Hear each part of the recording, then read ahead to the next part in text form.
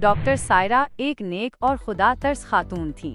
इनके 3 प्यारे बेटे थे, इसहाक, अरहम और अब्दुर्राफे।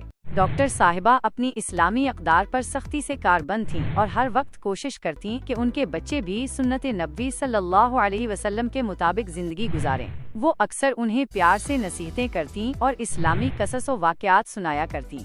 इसहाक और अरहम अभी छोटे थे, लेकिन अपनी वालदा की बातों को गौर से सुनते थे। उनके वालिद प्रोफेसर साहिब भी एक नेक और समझदार इंसान थे और घर के दीनी माहौल को बरकरार रखने में अपना किरदार अदा करते थे। हर सुबह इसहाक और अरहम सूरज तुलू होने से पहले बेदार होते, सबसे पहले वुजू करते और फिर मिलकर नमाज फजर अदा करते। नमाज के बाद वो कुछ देर तिलावत कुरान पाक करते, जिससे उनके दिलों को सुकून मिलता। नमाज और तिलावत से फारिग होकर वो अपने दांत साफ करते और फिर अपने स्कूल के जूते खुद पॉलिश करते।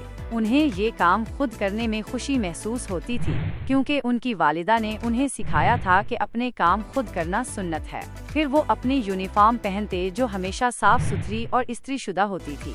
जब स्कूल जाने का वक्त होता तो वो अपनी वालदा और छोटे भाई अब्दुर्राफे के पास आते और उन्हें प्यार करते। फिर गाड़ी में बैठने से पहले वो घर से निकलने की दुआ पढ़ते। जब गाड़ी स्कूल पहुंच जाती और वो उतरने लगते तो हमेशा अपने अब्बू को अल्लाह हाफिज कहते। इनकी ये छोटी छोटी आदतें डॉक्टर सायरा और प्रोफेसर साहब की बेहतरीन तरबियत का नतीजा थी। वो अपने बच्चों को न सिर्फ दुनियावी तालीम दिलाते थे, बल्कि उन्हें एक अच्छा मुसलमान और एक जिम्मेदार शहरी बनने के लिए भी तैयार कर रहे थे। इसहाक और अरहम भी अपनी वालदा और वालिद की नसीहतों पर अमल करने की पूरी कोशिश करते थे और यही उनकी जिंदगी का एक अहम हिस्सा बन गया था। एक दिन इसहाक घर के गेट के पास खेल रहा था। अचानक किसी ने दरवाजा खटखटाया। इसहाक ने पूछा, कौन है? बाहर से एक आवाज आई, बेटा, मैं तुम्हारे बाबा का दोस्त हूँ, अपने बाबा को बाहर भेज दो। इसहाक ने फौरन जवाब दिया, बाबा घर पर नहीं हैं। हालांकि उसके बाबा तो घर के अंदर ही मौजूद थे।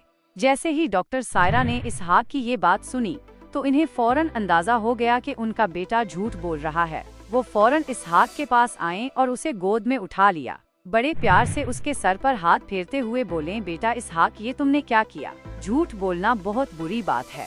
तुम्हारे बाबा तो घर पर ही थे, तुमने उनके दोस्त से झूठ क्यों बोला? बेटा जान, अल्लाह पाक झूठ बोलने वालों से नाराज होते हैं। हमें हमेशा सच बोलना चाहिए। सच्चाई में हमेशा बरकत होती है। इसहाक अपनी वालदा की बातें सुनकर शर्मिंदा हुआ। उसे अपनी गलती का एहसास हुआ। उसने अपनी अम्मी की तरफ देखा और आहिस्ता से कहा, अम्मी जान, मुझे माफ कर दें, आइंदा मैं कभी झूठ नहीं बोलूंगा।